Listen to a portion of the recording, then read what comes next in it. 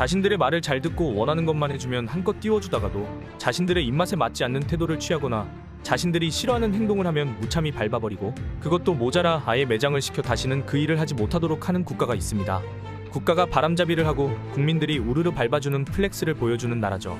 최근에는 자신들이 퇴출시켜 매장시키려 했던 사람들이 한국이라는 나라와 인연이 되어 일어서서 다시 명성을 회복해가거나 세계적 인기를 얻어가는 모습을 보자 내가 하기는 싫고 남주기는 아까워하는 양아치 근성을 보이고 있습니다. 마치 자기들의 국적을 가진 그 사람 덕분에 한국이 덕을 봤다, 한국은 우리 배우 없이는 안 되냐? 는 식의 기사들과 댓글들을 달며 정신승리하고 있다는 소식입니다. 중국에서 버림받아 매장 위기에 있다가 우리나라 감독을 만나 명예회복은 물론 세계적인 배우로 거듭나고 또 그 인연으로 결혼까지 골인하여 아주 행복한 나날을 살고 있는 중국의 여배우 다 아실 겁니다. 우리에게 아주 친숙한 분당댁 아줌마 탕웨이. 탕웨이의 승승장구 소식에 배아파하며 정신승리하고 있는 중국인들의 모습이 참으로 애처롭기까지 합니다. 그런데 또 이번에 한국과 인연이 되어 세계적 이슈 속에 서 있는 중국의 여배우가 있습니다. 중국에서 버린 여배우가 다시 한번 세계적 이슈의 중심에 서자 정신승리하는 키보드 워리어들이 등장하고 있습니다.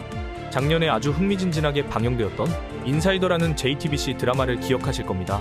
강하늘과 이유영이 주연을 맡았던 범죄 스릴러 드라마였죠. 넷플릭스에서도 방영되어 세계적인 이목을 끌기도 했습니다. 이 드라마를 보면서 시청자들이 깜짝 놀랐던 장면이 등장했던 것을 기억하시나요? 드라마 후반 부분에서 어디서 많이 본 듯한 여배우가 화면을 압도하며 등장합니다. 누구지? 누구였더라? 하며 검색을 하기 시작합니다. 그런데 이 배우가 중국에서 둘째 가라하면 서러워할 정도의 원탑 여배우였던 판빙빙이었습니다. 정말 많은 사람들이 얼굴은 분명 판빙빙인데 맞나? 정말 맞아? 하면서 의아해했습니다. 아무래도 한국 드라마에 중국 배우가, 그것도 정상급 스타 배우가 출연했으니 그럴만도 했습니다.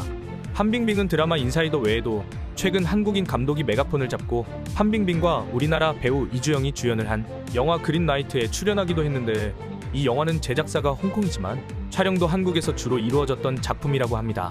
그리고 이 영화가 이번에 제73회 베를린 영화제 파노라마 부문에 진출하였다고 합니다. 수상까지 점쳐지고 있어 세계인들의 관심을 끌고 있는 작품이라고 하죠. 그리고 헐리우드 영화 355, 호주 영화 킹스 도터 등에 출연하며 연기 활동도 계속 이어가고 있습니다. 판빙빙은 왜 최근 한국과 홍콩, 헐리우드를 오가며 활동을 하고 있는 것일까요? 중국 최고의 미녀로 손꼽히는 미녀 4인방으로 그 중에서도 몸값이 가장 높고 큰 인기를 끌었던 배우가 판빙빙이었습니다. 그러데 어느 날부터 자꾸 구설수에 오르내리기 시작했습니다. 공산당의 말을 잘 듣지 않았는지 결국에는 탈세 문제가 불거졌고 이후 감쪽같이 실종되었다는 루머가 나오기 시작합니다. 공산당 고문에 못 견디고 미국으로 망명 신청했다는 설과 감옥에 갇혀있다는 수감설, 죽었다는 사망설 등 온갖 루머들이 터져나왔습니다. 판빙빙이 갑자기 사라지고 몇 개월 동안 모습을 보이지 않게 되자 사람들의 이상한 이야기들이 걷잡을 수 없이 커지게 되었습니다. 그러자 중국 당국이 판빙빙을 탈세 혐의로 구금 조사하고 있다고 발표를 했습니다.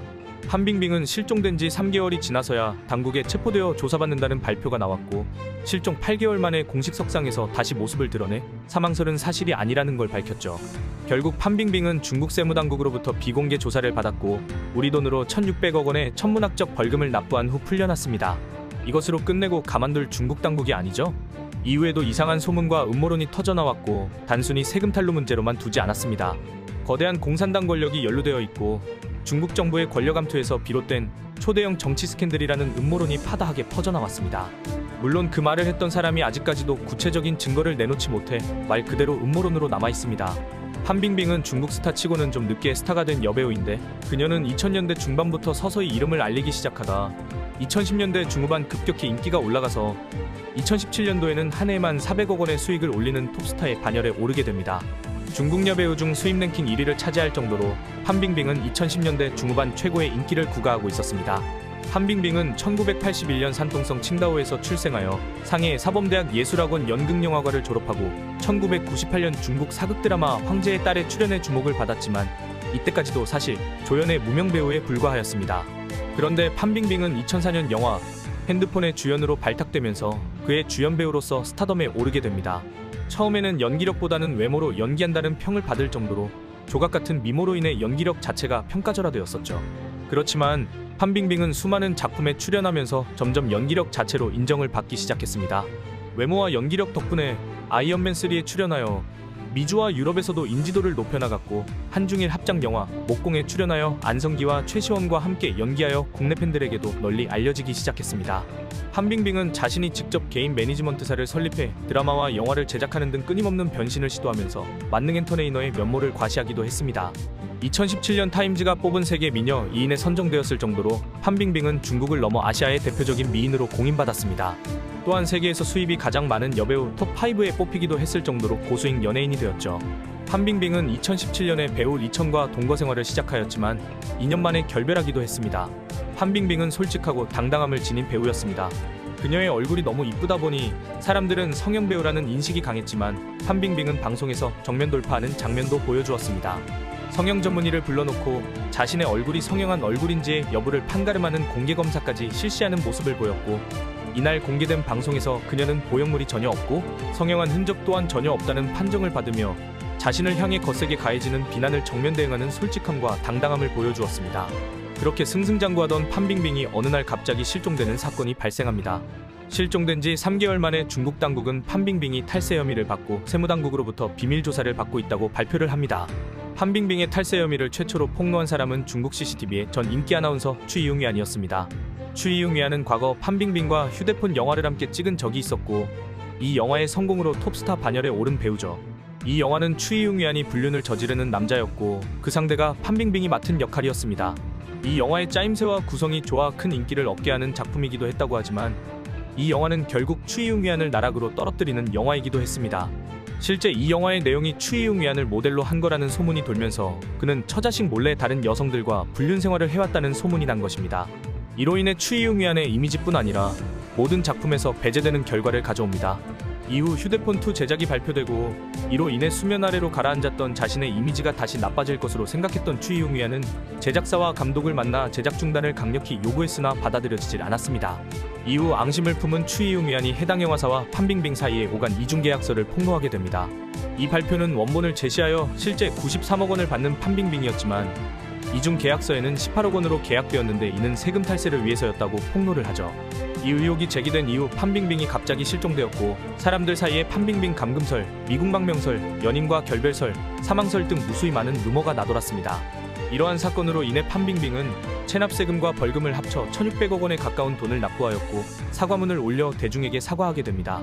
이 사건 때문에 연예인 소득세가 6%에서 42%로 엄청나게 상승하게 되어 중국 연예인들은 날벼락을 맞게 됩니다. 그리고 휴대폰2 영화 제작 또한 중단되었습니다. 판빙빙에 대한 사건은 이렇게 끝이 나지 않았고 중국 권력 핵심부에 또 다른 스캔들이 터지게 됩니다.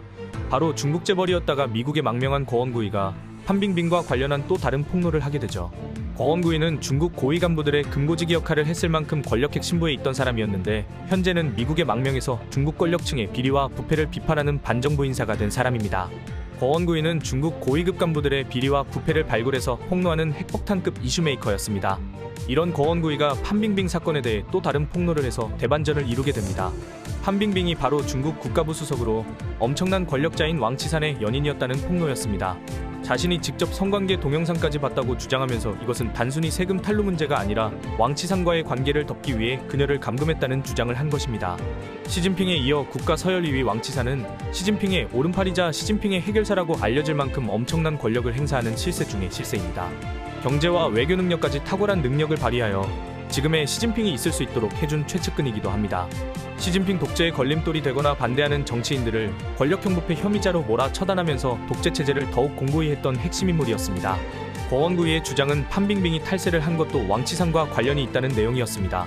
판빙빙이 그녀의 스폰서였던 왕치산의 힘을 이용해 주변 사람들에게 금융브로커로 엄청난 수익을 거둬들였다는 것입니다. 이 말이 사실이었다면 판빙빙이 굳이 배우를 하며 위험한 일을 자처할 필요가 있었을까라고 생각하는 사람들이 대부분이었습니다.